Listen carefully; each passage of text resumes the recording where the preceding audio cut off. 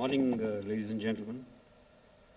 When the subject of power system security in the era of cyber war was first given to me, I made some notes.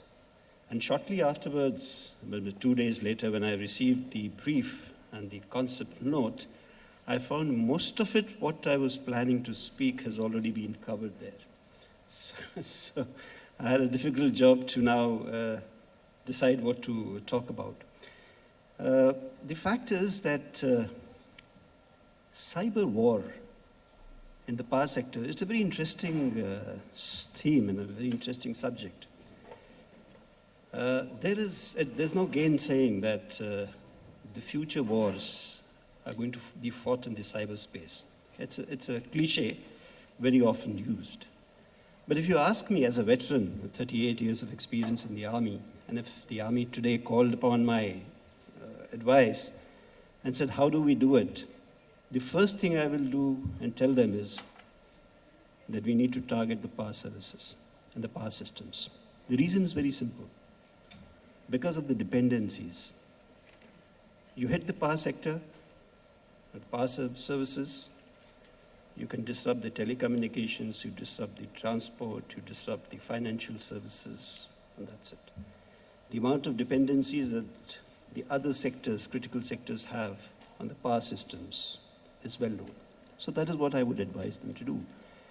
And it's not something which is unusual. We have seen that happen in the past.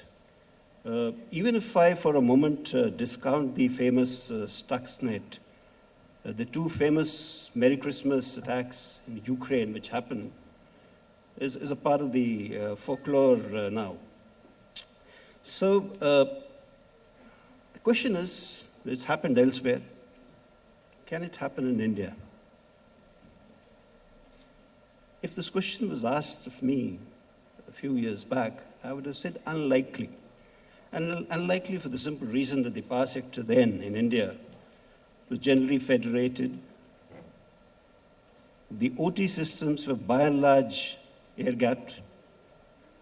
But the situation has changed in the last 4 or 5 years. Things have become totally digitalized, totally connected. There's hardly any, there's a vanishing divide between the IT and the OT today.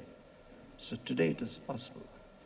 The advantages that the digitization accrues is for everyone to know. And I'm seized of the time sensitivity. I'm aware that Dr. Muktesh Chandra has to go. So I'll cut it short and I'll not stand between you and the experts who are going to talk on the subject today.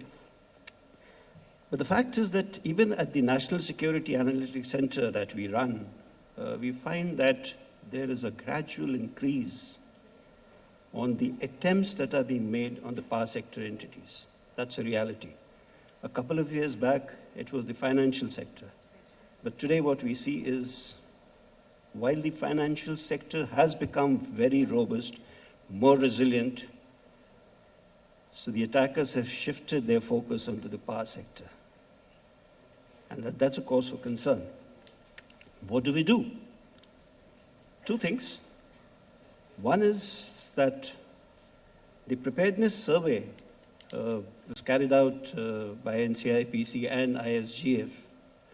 And there's a manual which came out in the year 2015, which was forwarded to the Ministry of Power.